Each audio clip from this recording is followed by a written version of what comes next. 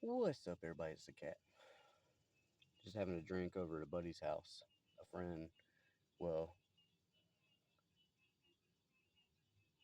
he had a friend over, and so the friend of the friend and I were hanging out. Dogs were running around, having a good time. I took my puppy over there so she could run around and play with his dog, who likes having company and friendship and all that good stuff. Well, anyway, we get to talking, and half the stuff that I got to say, he's just like, "I don't believe you. It doesn't add up." I'm like, well, I've traveled and I've been to every state this side of the Mason Dixon, which I'm on the southeast side of it. Um, on top of that, I've been to West Virginia, Ohio, and Oklahoma. And he leans forward. He's like, "You don't have to be anything you're not." And I'm like, "Well, what the fuck do you think you're getting?" Of course, he's drunk. He's been drinking all day. Keeps offering me shots and whatever, but keeps doing these kind of side jabs as he's drunk. No, you're not catching my point. I'm like, no, I caught your point, bro. This is my response to it. Well, anyway, deal with this for, I don't know, 30, 45 minutes or whatever. And there was times where I'm like, shut the fuck up. Like, one of the conversations we had was, I'm not afraid to live. Dying is a part of living, so I'm not afraid of that either. Uh, but what I am afraid of is being afraid and being a coward. Like, whenever I was young, and I believed in something and I didn't follow through on it. Well, every time I think about that particular incident or others where I didn't do, I didn't act according to what I believed in, every time I thought about it, I just died a little more on the inside. So, like the saying goes, a coward dies a thousand deaths.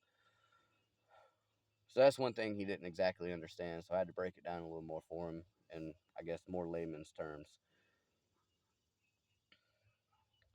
Then he started asking me about like what I've done or what I do for work and everything else. Well, let's see. I've been and done a lot of things, from landscaping to being a waiter to being a chef to welding and pipe fitting and working on commercial and residential buildings and whatnot. So, like, just because I'm younger doesn't mean I haven't been around or that I don't have skills or experience. I'm not a typical millennial. I don't, you know, I'm motivated to do shit and get up outside and talk to people and whatnot.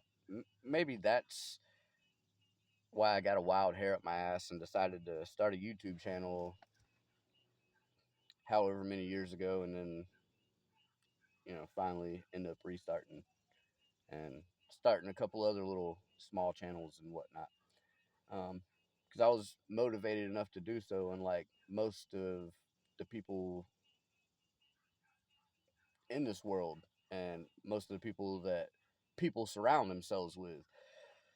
Anytime you believe in something and you do it, the majority of people around you are gonna be like, "Nah, you'll never get anywhere with that. You're never gonna do anything." And regardless of these people that, one, don't see that just because you're young and motivated that you don't have any merit to what you say and do, which is a good reason. One of the big reasons why I just shut the fuck up at a job and I'll work and prove my worth rather than when management comes around and asks, "Hey, how could we improve or do this or that?" I'm just like, "I'll show you." Because 90% of the time they don't listen. And if they do, they'll come around a year or two later and be like, "You were right. Yeah, thanks. Where's my raise, dickhead?" That's just my opinion. I'm secure in who I am and what I've done. I don't have to lie or bullshit or, beat around the bush. If I feel some way or think something, I'm going to tell you straight up. If I've done something, I'm going to tell you straight up. You know, I don't know. I mean, I've got too many skills. And that's why I'm not interested in working for anybody else, because they're going to be like, oh yeah, well, you're only 33. How do you have 20 years of experience? Because I'm not a lazy slob fuck who sat on my ass playing video games.